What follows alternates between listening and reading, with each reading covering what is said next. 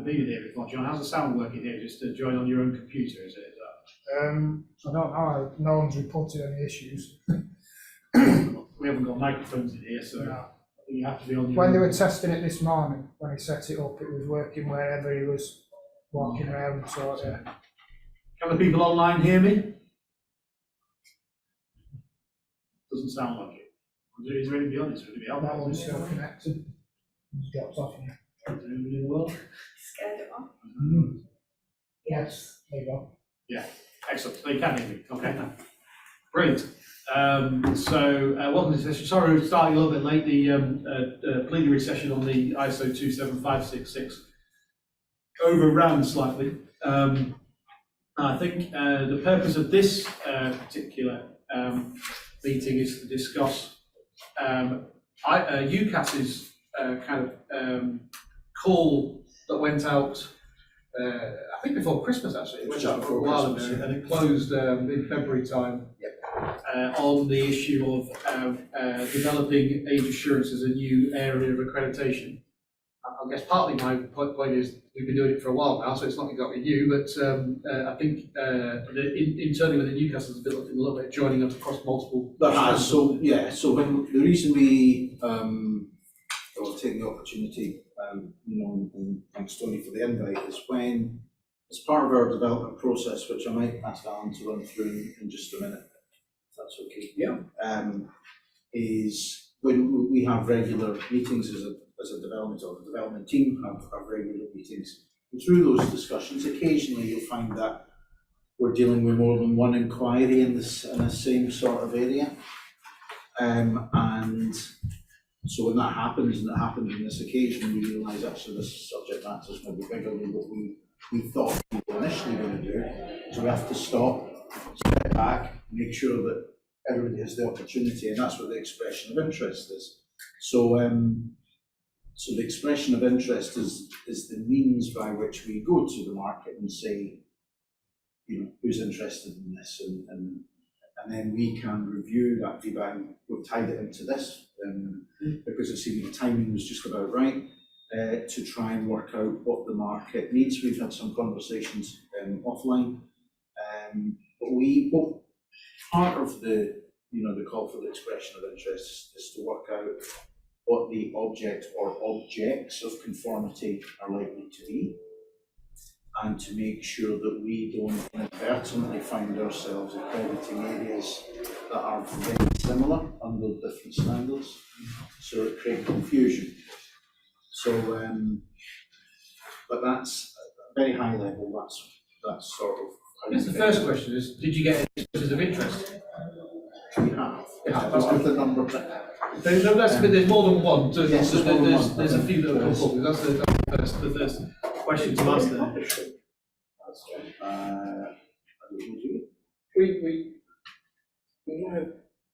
We only do it when we actually progress the application. When we progress the application, so it's hinges on this. So yeah, it's confidential. Yeah. Thank you. There's a grand job there. Yeah, so that's good that you got some expressions of interest, because it's always a worry with these things you stick out and no one replies. Obviously, we express interest as ACCS. I know you're not allowed to say, but I can guess 2 or 3 others that I would expect to express interest as well. I think obviously we've got a little bit of experience of doing this since we got our accreditation 2-3 years ago. I think what has become apparent and clear is the fact that the issue of what the object of conformity is, and the fact that it's a mix of management systems, validation, verification, product and process, potentially and testing and analysis as well. And we have certainly faced some challenges, particularly when we deal with the US, that there's, when we look at this should be a test lab, this should be a test lab environment. When we deal with the UK and the EU and the GDPR stuff, it's all product process and service. And then, of course, we've got things like the AI management standards, things like that potentially coming along as well. So, as an area of accreditation, the complexity in it is the fact that it's got a cross-cutting nature across the 17,000 series. And that, I will tell you, and Alison probably knows this as well, that has been incredibly difficult for us as a conformity assessment body to get our head around. This is a silo model. Yeah. Horizontal. Yeah, because you're doing both. You're doing both laboratory testing and laboratory analysis, and you're doing product process and service, and you're doing potentially inspection and not inspection. Sorry, the new one, the verification validation. Yeah, yeah, and you're doing management systems, all really within one object of conformity, and that has been quite difficult for us to be able to handle and do. Yes. And we did come back to the fact that that probably means it's 17065. We went Yeah. there. So in that debate and discussion. 17065 is an accreditation model as provision for the determination aspects and draw on the output of the other accreditation standards and encourages those. So when it does sound like that is the best suited standard. But having said that, just listening into the presentations this week, there's been things cropped up that we think, oh, that's the bit that assurance is sought for. And this is the thing, that the age assurance landscape could be quite broad, and if it's the aspects that that we've discussed before, some are quite clearly process, some are quite clearly management system. But those in the accreditation world are different, because they're two different objects of conformity, and therefore the confidence that's being the attestation that's being given varies quite a bit. And this is where the expression of interest, as I understand it, sits to help us make sure that we accredit the right things, and that because what we don't want to do is to end up with two things against two standards, but very close together. Yeah, because I'm guessing that the expressions of interest will have come from potentially people that are in the kind of what you might describe as laboratory background, maybe biometric testing or biometric analysis background. And this is where we've had this with the particularly when we looked at things like the face biometric facial recognition stroke face age estimation, where the laboratories for that around the world are generally speaking 17025 accredited laboratories, and they're applying the science of measurement to that. But when you do face age estimation, we've had this debate about you actually don't have you don't necessarily have a calibrated asset in the centre of that. So yeah, how would you do 7025 in these circumstances when you haven't got a calibrated asset? That then leads you back to it being actually what you're assessing is the output of a process or a service rather than the input of the measurement and the calibration side of it. It leads you back to 7025. But I think as a new area of accreditation, if we're going to take it forward, which I hope we do, that would be my kind of observation of the last 2 or 3 years, and that's the bit that's caused us quite a lot of deep thinking about that. I don't think we've got it right, and I am conscious of the fact that our certificates that we issue, although as I'm quite happy to share openly that our accreditation, the assessment managers are quite happy we're doing the job properly. They're not quite so happy that our certificates are as clear as they could be. And I tend to agree with that. And it's how we go about making it clearer, because we have used, for instance, we've used evaluation assurance as a measure of measurement, trying to apply the science of measurement to what we do using the EAL levels. But of course, we're only doing an aspect of our evaluation assurance from the whole common criteria stuff. And there's a risk that people think that actually we're doing the whole evaluation assurance analysis when we're not doing the bits that are relevant to AEC. I mean, I'm not coming in with any answers in particular. I'm coming in with No, I think a whole very host of problem. this is Yeah. a really difficult thing to get your head around. And that's what, and that's really what the discussion is today, is to try and help inform our next steps and to work out what the landscape is.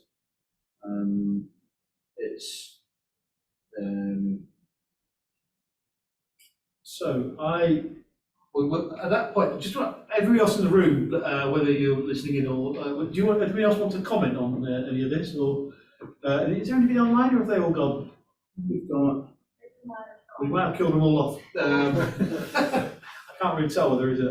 While everybody else is thinking, I'll just have a quick look on the computer and see if there is. There was someone there, and then Yeah.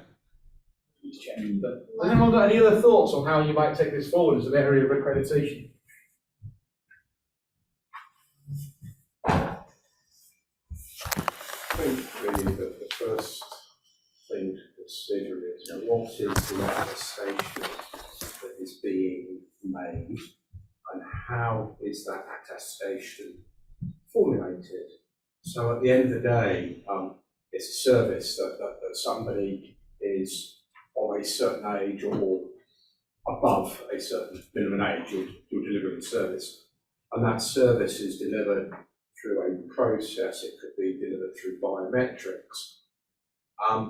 17065, of course, as a process or service delivery, it allows you to use the evaluation results of other conformity assessment. So, from what you said, Tony, I'm thinking it's either a process or a service 17065 attestation of an age verification that is also formulated on the results of other conformity assessment information that's all brought together under the process or the service delivery to make that judgment and to provide that service. I think that's broadly how we have written the ACCS, because we have a scheme together. That's so we've written ACCS 1 and 4. Pretty much on that basis, but I think we obviously it's 3 years ago, since 3-4 years ago, it's probably not as clear as it needs to be, and the benefit of experience is that my feel is that you've got an overall performance of the system, so you've got to be able to describe that this system has been tested and it works, and that almost it does what it says on the tin from the customer point of view. So they claim they can do this, Y, and Z, but we say yes, we've independently verified, validated, tested, whatever we use, terminology we used. So yes, you can do that, and then we're issuing an attestation that you are doing that. But you've got to form the basis of the decision on that from multiple sources. And those sources may include, for instance, benchmarking analysis. They may include people going to NIST or to a biometric performance laboratory and coming with, this is our face analysis, examination, voice analysis, hand geometry analysis. They may include like the GDPR privacy aspects, having gone through either a certification or a process that's that relates to GDPR, and you build up an overall picture of whether they meet the efficacy, privacy, security objectives of being an effective age assurance system. Let's get an attestation out of that at the end of it. Yes. Can be an nicer problem because there's more than one attestation. There's more than one attestation. There's not a particular standard yet, although we're working quite hard on having one that brings all that lot together into one document. And whenever I do this, I always start with what the hell will I write on the certificate, and I work back from there. Absolutely. And that's exactly what we do. And that's really why our attendance here this week's is fortuitous timing wise, is to try and understand what will your customers, current customers, prospective customers, what are they what do they want?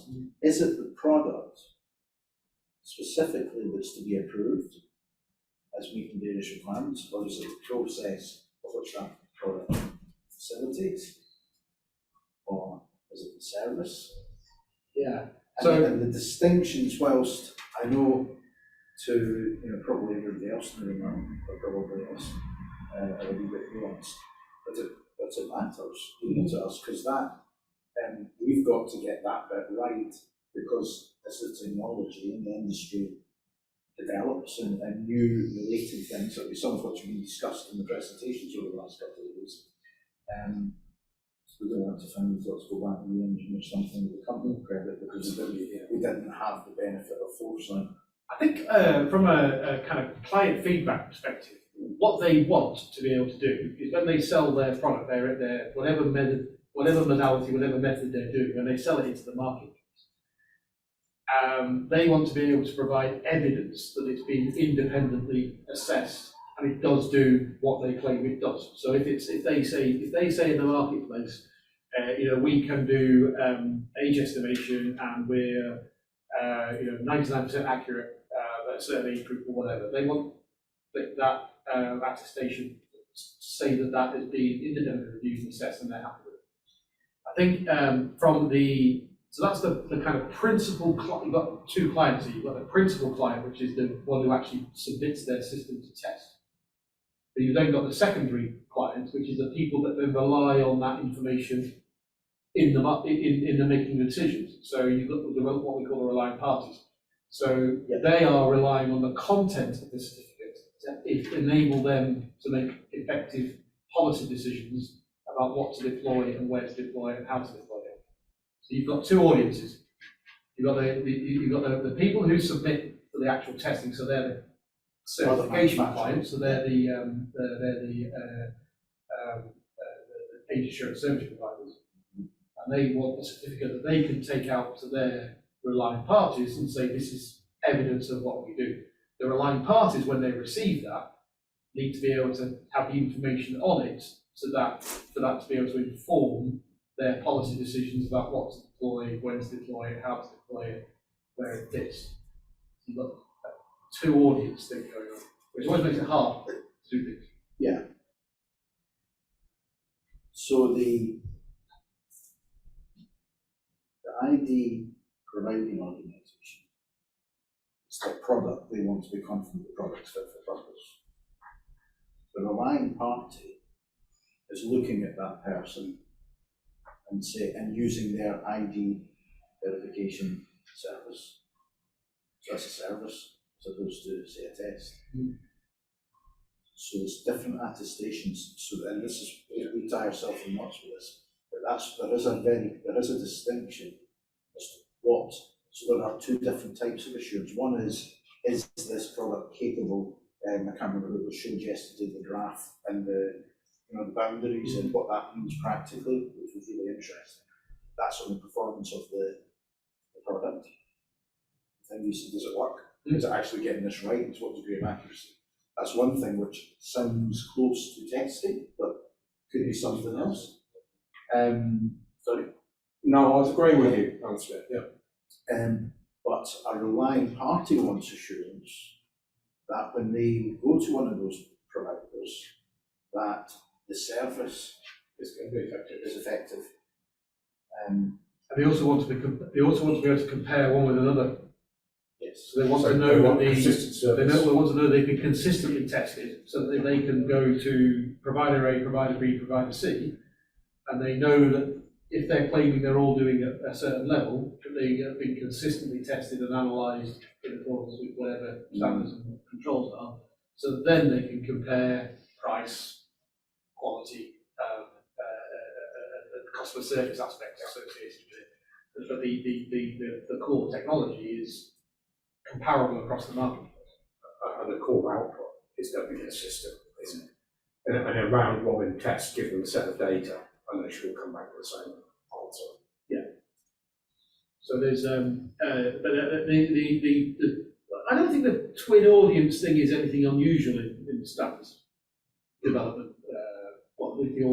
You've got, I don't know, when you're creating lengths of steel. You've got people who produce the steel and they manufacture it and they have to test it to a certain size of steel. You've got the relying parties, or the relying people who buy the steel, basically taking assurance from the fact that that's been tested and done. So I don't think that two-tier thing is anything unusual. I think it's quite difficult to articulate to this particular marketplace. Yes. That's the challenge for us, I think. Common to digital, it's quite nuanced. You're being very quiet. You're either listening or you're doing your emails. No, I'm listening, So we have a panel later on, so I'm trying to understand a lot of this stuff. Later on, up to date. It's all over the That's Thursday, isn't it? I'm going to do my research on this sort.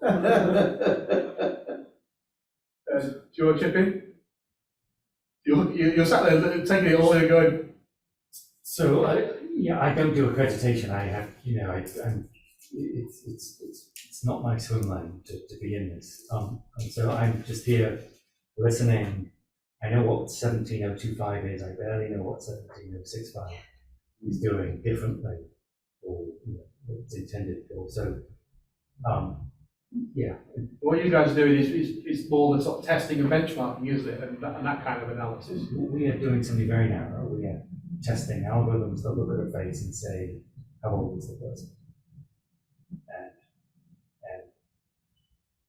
And not much more than that. Yeah. So we're not doing software reliability or software robustness or can the thing be circumvented, or we've done pad testing in the past, different kind of tests for different purposes. We all put it all together into a system. These are lab prototypes coming from folks like UT or wherever. But, So basically, what I think the best way of describing the output of that NIST testing is likely that is an input to a certification process. That it would be evidence that they've had an independent kind of analysis of just that aspect of it, but it wouldn't be in itself probably be sufficient to be able to certify. yeah, that's right. We've done tests in biometrics, finger, face, iris, voice, lots of stuff for years, and we don't do certification. So we test for a whole sort of generic set of applications, and other people, for better or worse, sometimes certify on the basis of that. Yeah. And sometimes we never know that that's happened. It could be the government of Morocco has certified, a face recognition system for recognizing people down in one shot. I don't know. Sometimes, of course, we have people claiming that what you're doing is certification when it's not. People have got free speech rights worldwide and say all sorts of stuff that they shouldn't. Yeah. So that's one of the challenges that we face in terms of certification is that they, because I completely agree that what you're doing is quite a very specific test. That they then go out to the marketplace and say, well, we've been NIST approved. I don't think this would agree with that, and that's certainly not what my understanding is of what you've been doing. So we do have that as a challenge. We also have a lot of people going out saying they're GDPR certified. That's always been the case. Which is I wouldn't take that another risk. challenge I have. Using with a different debate and a different discussion, but using the fact that they've maybe done privacy information management system certification, they're going out and saying that they're now GDPR compliant and certified. So different context, but the same overall problem. And I think one of the reasons why it's important, the UKAS, that we do have this as an area of accreditation is to try to address that market confusion that will arise if it isn't through a structure. Absolutely. Trust. Yeah. The trust triangle that you went through on your presentation in the first days. There isn't anybody online unless anybody's joined. No, it's not Just us. So what's the process now, Alan, from your expressions of interest as having been closed and your analysis and how you propose to take this forward? What happens now? The expressions of interest have closed. What we would do is then look at all of the expressions of interest and ask the question, what do you think, or what does each and every single applicant think they are doing? What criteria are they using, and what is the attestation that they are making, and then we'll look for commonality across that and see if there's any commonality. Do you generally do that blind to each other, or do you bring together like the interested parties? We'll do it initially blind by ourselves. Right. But if it's straightforward and simple and it hits you between the eyes that everybody wants this and everybody's doing that and it's obvious, then we'll then send a round robin letter out to everybody saying, this is what we believe that you want, and give you the opportunity to feed back and say, yes, that is exactly, you've got it right, UKAS, or no, UKAS, you've got it wrong, we wanted this. So there's a little bit of negotiation and levity there. However, if there are significant differences between we think we're doing this and we think we're doing that, then we would bring everybody together and we would present our findings to say, I mean, obviously the findings would be blind, to say, from our analysis, we believe this is the current market offering, and there's these variations, and we would then have a discussion to say, we either go with these variations and we have several accreditations, or we bring these variations together and we level and consistency them. How can we level all these variations so that we can deliver one accreditation to all of the interested parties? Obviously, if we've got some 17025 test labs and we've got some 17065 certification bodies, never the twain shall meet, and it might be decided that there will be two forms of accreditation. There'll be 17025 and there will be the 17065, but that is all subject to this levelling exercise, and I guess is in or about to commence now. I mean, this part is a big part of the fact finding. Yeah, because one of the things, Summit was perfectly timed because. well, we should try. We do appreciate it. Because a big part of it, the research that Alan hinted at, is actually trying to work out what that landscape is quite challenging. And one of the things that for any new area, we have to determine whether it's eligible, yeah, which involves things like credibility, is it actually... Is it the 22/1 EA document? No, we've got our own internal eligibility check. Yeah, Right, so it's, is it ethical to do this? Because there are things you come up. I'm trying to think of an example where we've well, the one about tobacco is probably the one that I'm aware of. That there was a issue about accreditation of tobacco and vaping, right, and there was a decision made, I think quite rightly by UKAS, that was an appropriate ethical thing that they should be accredited. Yeah, that was when I was involved in a year or so ago. Right. Okay. So it's so I don't it'll go through the same sort of. Hopefully we don't face those down. I don't think so. And I think then the other thing that is really important is the standards, and that's a big part of what's been discussed here as well. Until I came to the summit, I hadn't heard of the IEEE. I don't think I had. No. But that was really interesting, and some of the people who have been presenting, we tend to look at it and think, could be an advisory committee, because how can we utilise this? And being here has given us lots of names and things to follow up on, which all helps inform and hopefully speeds up the. When you do your call for expressions of interest, you obviously made that available to all the people here in the UK. Is there a process by which you can do that globally to other accreditation bodies to say, are any of you guys anywhere else looking at this as an area of accreditation? Yeah, yes, we can go through the IEC. Because I think that would be interesting, because I'm certainly aware that Singapore have been exploring it, Australia have been exploring it as well. I think there is a bit in Canada that Keith Jensen from the National, they're exploring at certification scheme level, I think, rather than necessarily at accreditation level. So I'd be interested to see what your peer bodies through the IAF, whether they've been approached by any of those. Because this is a global thing. The UK, I think, is quite advanced in it, quite advanced in its thinking, not just because of what we've done, but also because of BSI, because of the legislation, because of the fact that the BSI has been leading these standards of this area of activity. But it doesn't discount the fact that somebody somewhere in Brazil or wherever has already solved this problem with. Quite possible, We're yeah, yeah. wondering, The other thing that we look at, Tony, is a certificate issued by ACCS going to be valid in Brazil? Yes or no, or is it going to be contained to the UK?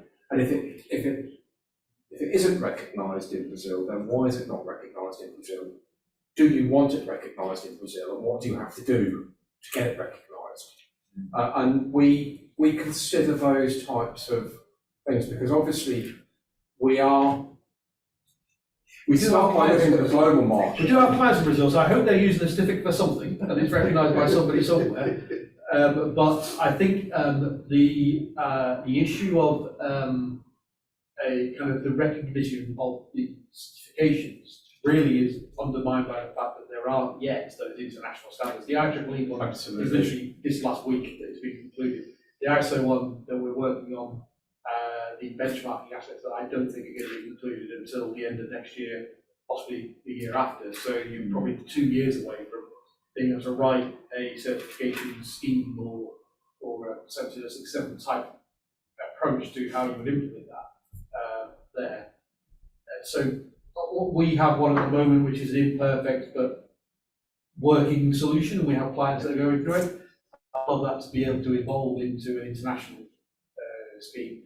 And there really is no point in doing a UK-centric marketplace in this. The clients, it is a global marketplace. The UK has a disproportionately high number of clients that are based, providers, sorry, that are based in the UK, compared to the rest of the world, but they are all global providers.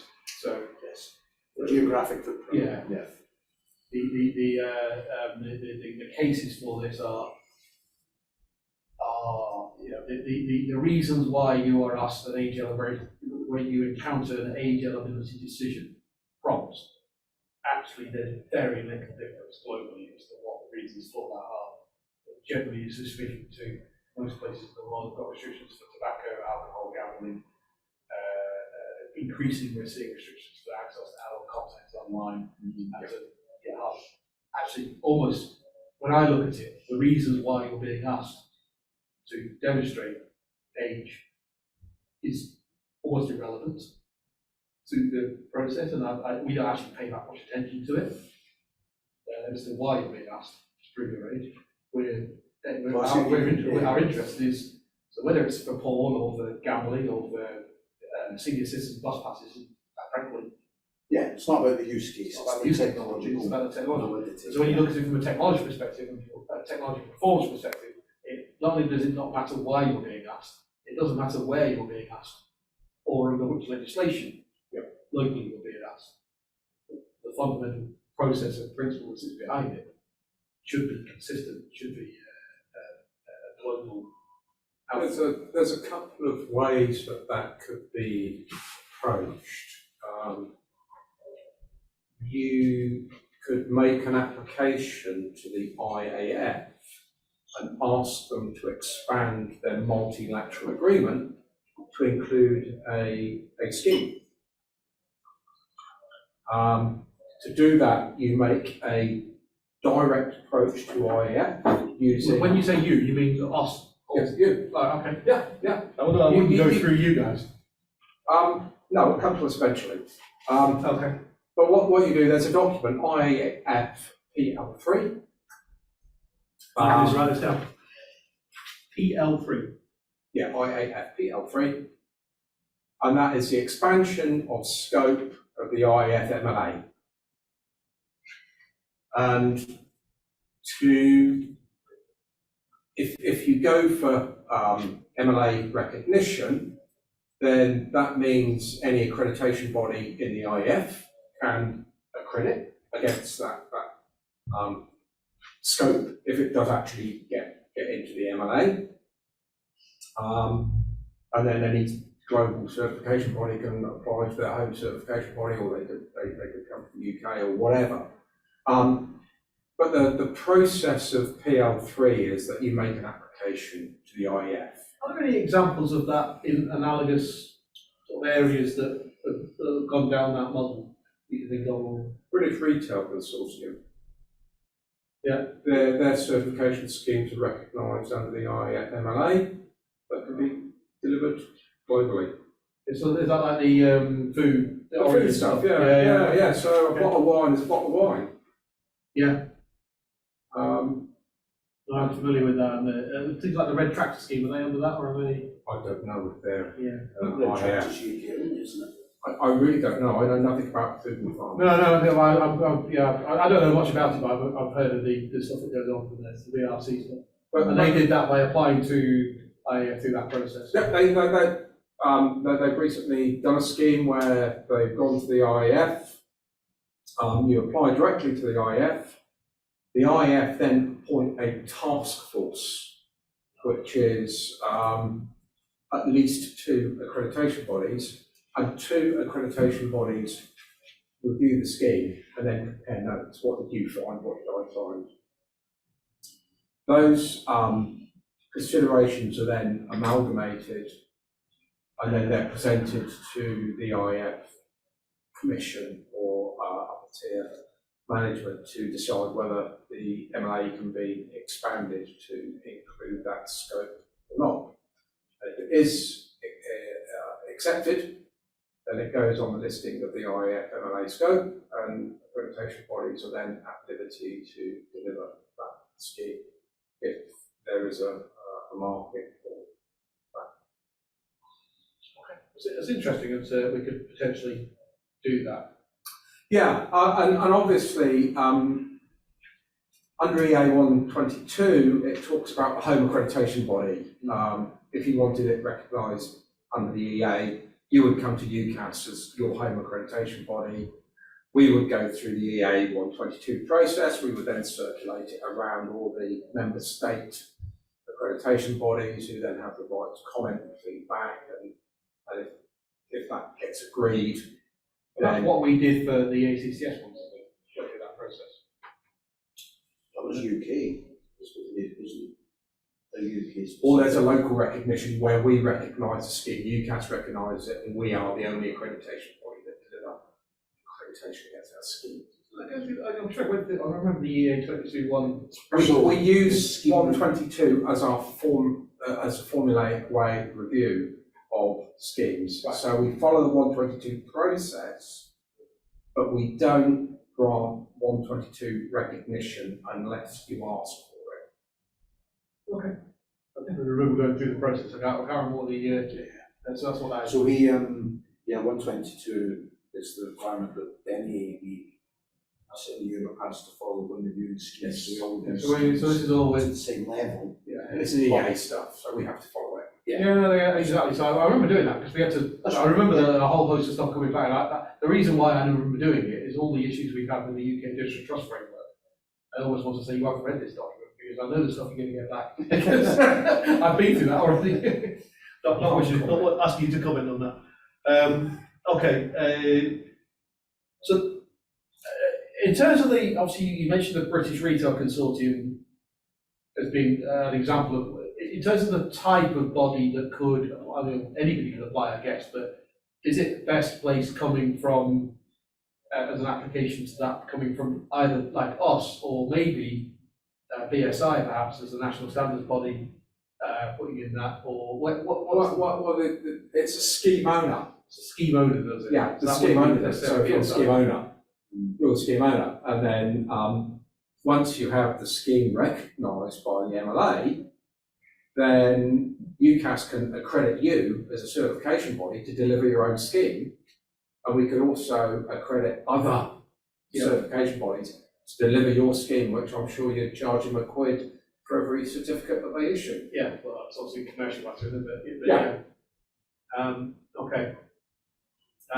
It's interesting that. It's really interesting to hear. We've kind of diverted off the next steps bit. The next steps is through. or should I say the first steps, it's the Wild West. And UKAS has to go into the Wild West and just look at what does the industry and what does the market think it's doing?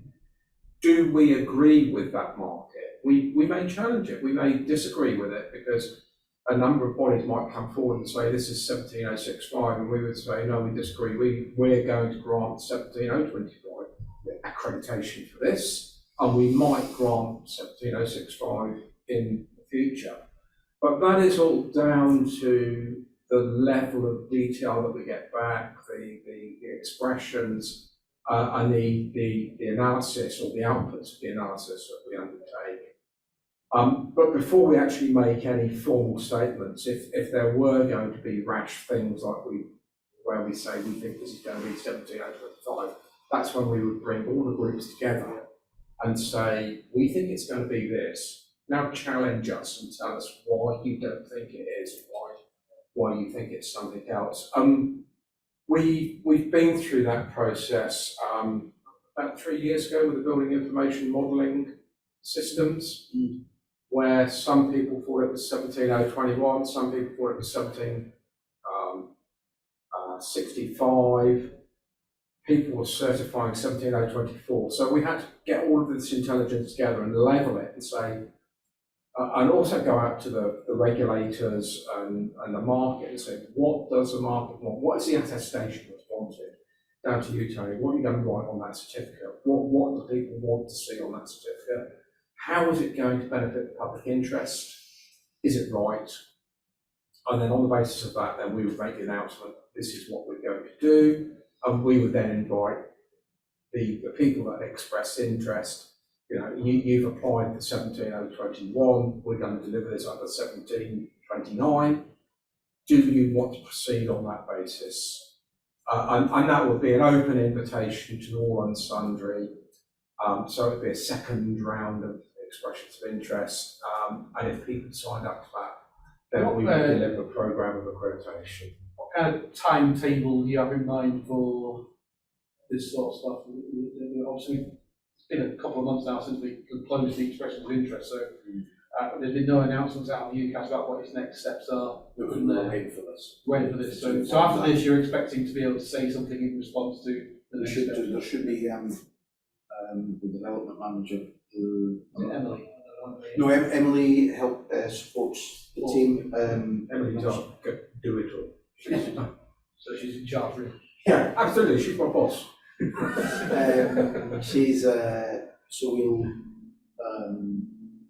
so the development manager will be appointed as we go forward. Don't know. That's going to find out.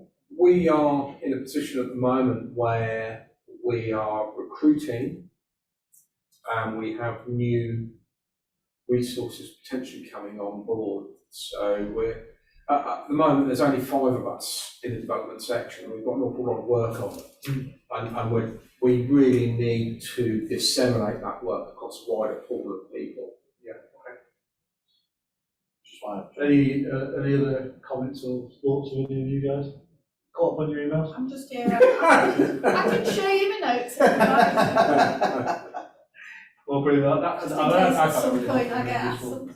And I'm really pleased that you found this whole event really useful. It's really eye-opening because you sit and read a document, but when you hear people talking and engaging in the actual underlying principles of this, it's really helpful to make us think, what do we need to do as an accreditation body to make sure that this is right and it's going to work and be fit for purpose? So one of the things I'll recommend to you in terms of another session you might want to go to is actually coming up next at 4 o'clock in work, which is the one back corner here. And it's 3 current service providers with 3 entirely new modalities of how you do age assurance. And the challenge to us has been, how the hell do we test that? So the 3 that you're looking at are voice, the provenance of email, and pulse. Right. So the challenge to us from them has been to bring it to us, and we've had to develop and work on how we would actually test, what the protocols would be, what the test targets would be, for actually being able to assess the efficacy of those systems. We managed to do it for email. We kind of managed to do it for voice. I haven't even thought yet about how we're going to do pulse. So it'll be interesting testing for you to see. I think it'd be really, From that you know, lens. seeing it from a cold face would be really useful. Yeah, we'll do that. So we invite companies to come to us and say, well, you come up with a bright idea. We've had a few really, really silly bright ideas, but we've had, it comes to us. And then they present it to us, and then we're like, I sit there with the science team and go, right, okay, how would we come up with a repeatable, reproducible test for this? And that's where we get into the statistics, that's where we get into what's a statistic example, that's where we get into the evaluation assurance levels, level 1 particularly, which is meant to be a relatively light, level 2, 3, etc. I did want to ask you about that, because I was reading up on, so as part of the background research. The evaluation, the EAL is actually as you mentioned earlier on, that was an old common criteria reference, but it is actually defined in its own right within the age assurance ecosystem, isn't it? Yeah, so without calling back to common criteria. without calling back to common criteria, so there is an international standard, and I can't remember the number of it, which applies it to face biometrics. Yes. Yeah, and if you trace it through from 30107 to 19,000 something, it actually goes back to 15408, which is the common Oh, it does, criteria. right, okay. Eventually, but Okay. it's basically, it isn't applying 15408. It's No, it basically saying, redefines it. this is doesn't the it? model, and this is how we've redefined it for this Yeah. particular use case. And we've been following that model in the absence of there being anything else. Anything else? Yeah, no, I realize And so I think I take the point that it might not be the right model. And if you look at the ISO work that's going on the other side, we went to working group 3 in this, the numbers and stuff like that. We went to them and asked for their advice about that. Who are responsible for the common criteria 15. And the feedback we got from them was, well, you could use the common criteria. It has been used for that purpose in the past, such as the biometric face matching and stuff like that. But you might find it too constraining, and you might be better off using benchmarking. Right, because that's the route they're taking with the part 2 of the age assurance standards, to go down the route of being benchmarking. Because with benchmarking, we've got quite a lot more flexibility about what you're benchmarking in against what, than the common criteria in 15408. So that's the position we're in at the moment is we have been using that. Yeah. I know that came up on our recent assessment. I didn't get to see that. It hasn't come up on the recent assessment. I don't completely agree with the rationale that Paul's applying to that. I can take the point that it's not as clear as it could be. That's really what I'm saying. Our experience is that it's not as clear as it could be. But I do think that the evaluation assurance level have been used outside of the context of the common criteria, like laboratory testing, in analogous fields such as the biometric face analysis stuff. I think you haven't, or it was inappropriate to do that, but because you don't encounter it on that aspect. Yeah. Okay. So which actually highlights those ambiguity. Yeah, completely. Yeah. So, Well, I think the great thing is that the assessors did say you are doing the job properly. Yes. Which That's is always a way. slightly worrying if they say you're not doing the job properly. The problem was that we're not being as clear as we could be on the certificate about what we've actually done. When you read the audit reports, it goes into a lot more depth and detail. That's clear. You've done the testing, but it's how you then describe that object of conformity. I have to say we've had the similar thing with Sarah and the ICO about the description of the object of conformity It's very clear about the audit is being done properly, but actually then when we put it on that certificate, it's not as clear. You should try to boil everything down to a Scoping, page. I mean, we all, scoping is a constant area of focus, because it's hard to get right, you know, to be I specific. guess that comes back to your earlier point about the different markets, really, and who's relying on it for what. Yeah. So, Yeah. yeah, we just need it to know that. Yes. It's so, it's setting the boundary, right, so it can be misused. And we have seen, I think the funniest one I ever saw was actually, it was written by a marketing department. And there's phraseology in it everywhere, that it was just like, world class, it was like, Certificate. Oh, yeah. what happened? Yeah. You're supposed to No, be specific, and there's all these ambiguous terms in it, but also where it's not bounded correctly, that the owner of that certificate could say, well, it covers this, yeah. because it doesn't actually explicitly exclude it. Whereas, Well, as you know, we are the best certification scheme for age assurance in the world, maybe because we're the only one. But no, in training standards, I used to deal with we used to the cheapest shop in town or the cheapest sofas in town, and the number of complaints I've dealt with when I've actually investigated whether they are the cheapest shop in town. Oh, sorry. No, you can come in, we're finishing now, and I think there's another session going on in here, so. I won't have. No, you can come in, before we're done, we're welcome in. This next one, isn't it, next door? Work. It's, Definitely. Yeah, be interesting. All right, thank you everybody for that. Sorry. Everyone is the That's all right. I just wanted to, no, it's now. I just wanted to catch a taste of the subject. Yeah. I'm pretty sure we will catch up during the week. Just anything. Yeah, sure. Yeah. That'll be cool. Are you here for the EWA? Yeah, I think that might be cancelled, because I don't think they're here. Oh, right. Can you just double check before you, Yeah. add on? Somebody, Martin has joined online, At some stage. but I think I saw a message earlier on saying that Alex, who's been running it, couldn't make it. Find out. Sorry, can you check in? Alex Lawrence. I think I saw a message.